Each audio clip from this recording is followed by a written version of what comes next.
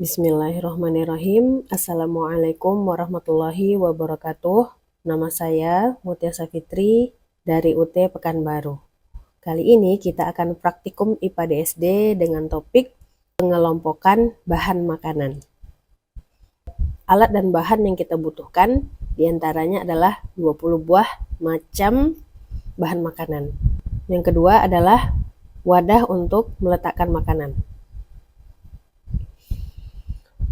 Menurut Rumanta dan kawan-kawan pada tahun 2025, bahan makanan dibagi menjadi 4. Yang pertama ada bahan makanan pokok, yang kedua ada bahan makanan lauk pauk, yang ketiga ada bahan makanan sayur mayur, yang keempat adalah bahan makanan buah.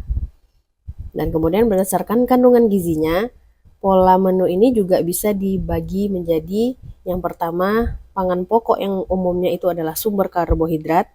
Yang kedua, lauk pauk biasanya menjadi sumber protein hewani dan protein nabati. Dan yang ketiga adalah sayuran dan buah-buahan sebagai sumber vitamin dan mineral.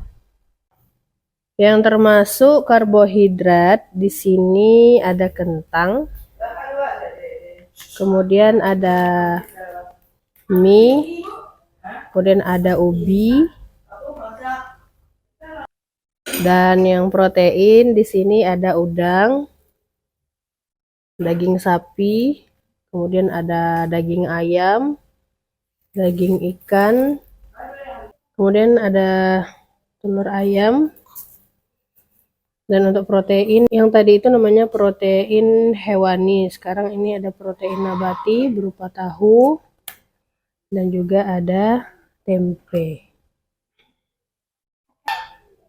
Bahan makanan lain yang juga mengandung lemak, ada minyak sayur, kemudian kita juga punya ikan yang juga mengandung lemak,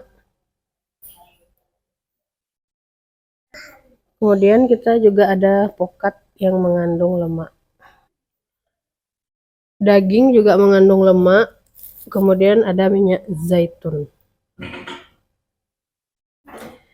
Dan di sini ada buah-buahan seperti pepaya, mangga, jeruk, pokat, juga ada biji-bijian seperti kacang hijau. Di sini ada sayur-sayuran seperti tomat, japan dan wortel, juga ada bunga kol, ini mengandung vitamin.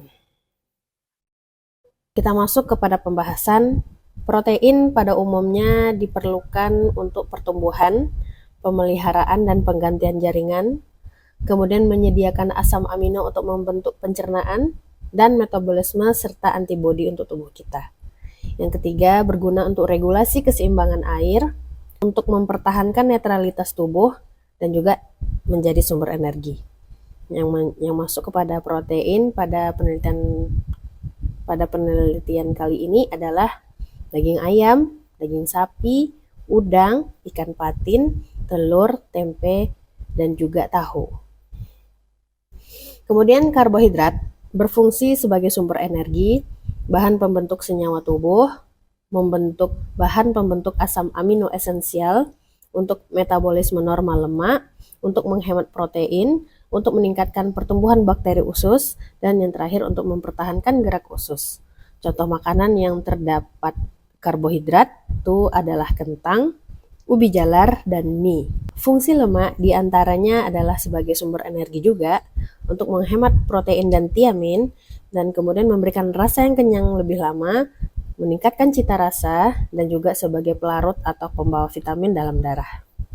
Contoh yang termasuk bahan makanan yang mengandung lemak, contohnya adalah daging sapi, daging ayam, ikan patin, alpukat, minyak sayur, dan minyak zaitun.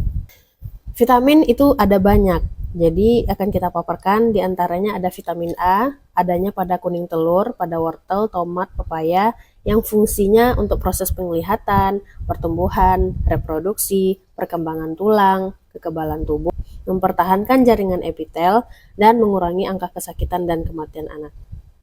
Kemudian ada vitamin D yang terdapat pada kuning telur. Ini berfungsi untuk memudahkan penyerapan dan metabolisme kalsium dan fosfor, dan memengaruhi pemeliharaan fosfor oleh ginjal. Kemudian ada vitamin E, ini terdapat pada telur, daging, dan ikan. Fungsinya untuk antioksidan, untuk melindungi vitamin dalam makanan, sebagai untuk membantu pernapasan jaringan.